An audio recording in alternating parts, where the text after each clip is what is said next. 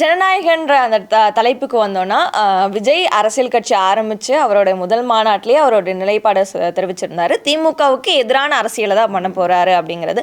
So ஜனநாயகன்ற ஒரு title மு.க. ஸ்டாலினுடைய புத்தகத்தினுடைய பெயருங்கிறது தெரிஞ்சு தான் அவர் வச்சிருப்பாரா? ஜனநாயகங்கிறது ஒரு இயல்பான ஒரு வார்த்தை. ஆனால் ஜனநாயகன்னு வைக்கிற சமயத்தில் ஒரு இன்ஸ்பிரேஷன் இருந்திருக்கலாம். அந்த மாதிரி இருக்குல்ல, அது ஒன்று. அதனால் இல்லை தவிர இன்னொன்று சிம்பிளான விஷயம், நீங்கள் சொந்தமாகவே ஒரு வினோத் தனியாக ரூம் போட்டு யோசனை பண்ணியே அந்த தலைப்பு வச்சுருக்கட்டும், அவருடைய மைண்ட்லேயே அது உதிச்சதாக இருக்கட்டும், வேறு யாருக்குமே தோணலை உலகத்தில். அவர் தான் இந்த உலகத்தில் ஜனநாயகன்னு சிந்திச்சு தான் அவர் ஒருத்தர் தான். ஓகே, ஒத்துக்குவோம். ஏன் அது வச்சதுக்கப்புறம் கூகுளில் போட்டு பார்க்க வேண்டியதானே? போட்டினா அதுக்கு முன்னாடி என்னென்ன ஜனநாயகம் வந்திருக்குன்னு தெரியல. அப்போ இந்த புத்தகம் வந்திருக்குன்னு தெரியல. இப்போ என்ன மாதிரி இந்த புத்தகத்தை படிக்கணுங்கிறது இல்லை. ஒருவேளை அவர் படிக்காமே, நீங்கள் சொல்கிறது மாதிரி படிக்காமையே அது பொருத்தமாக இருக்க அப்படின்னு வச்சுருக்கலாம். நல்லா இருக்க அப்படின்னு ஒரு மிகப்பெரிய அறிவாளி, உலகத்திலே சிறந்த அறிவாளிங்கிறதுனால அவர் வச்சுருக்கலாம். ஓகே, அந்த எந்த தலைப்பை வச்சாலும் சரி கூகுளில் போட்டுப்பார். அப்போ ஏற்கனவே இருக்கா இல்லையான்னு பாரு, மாற்றிக்க, அவ்வளோதான். இது ரொம்ப சிம்பிளாச்சு. இது ஒரு கூகுளில் போட்டு பார்க்கக்கூட துப்பு இல்லையா? இதெல்லாம் இங்கே ஒரு அசிங்கமான ஒரு விஷயம். அது ஒரு பக்கம் ஜனநாயகன்ற ஒரு டைட்டில் வருது. ஜனநாயகன் பேர் வைத்தது ஜனநாயகம் அல்ல. எப்படி ஒரு டைலாக், ஜனநாயகன் ஒரு டைட்டில் வருது ஒரு பக்கம்.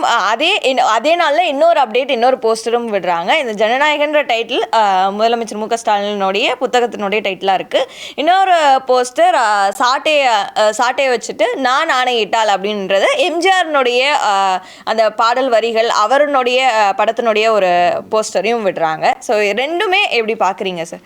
எம்ஜிஆர்னுடைய வழியில் வரணும் அப்படிங்கிறதுக்காக அதை ஒரு குறியீடாக வச்சுருக்காங்க. ரெண்டு விதமாக பார்க்கலாம். ஏன்னா எம்ஜிஆருடைய அரசியல் படம் இல்லை, அது சினிமா படம்.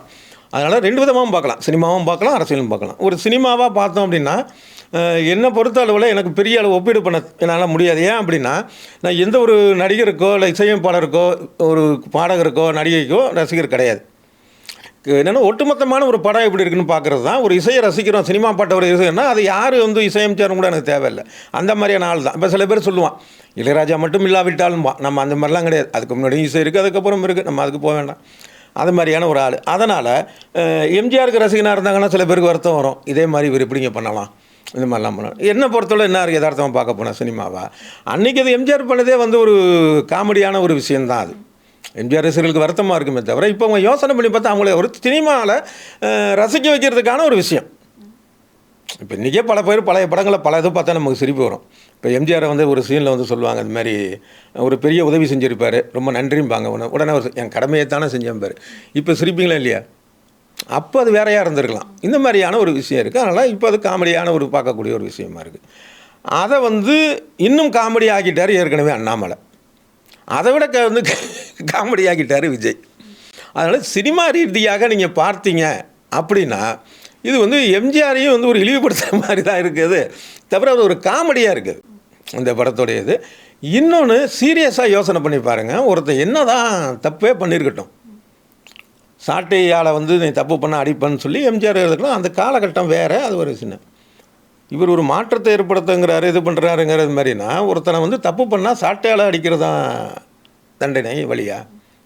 எந்த நாட்டில் இருக்கிறீங்க? அது எந்த நாட்டில் பண்ணாலும் தப்பு, அது எப்படி நியாயமாகும்?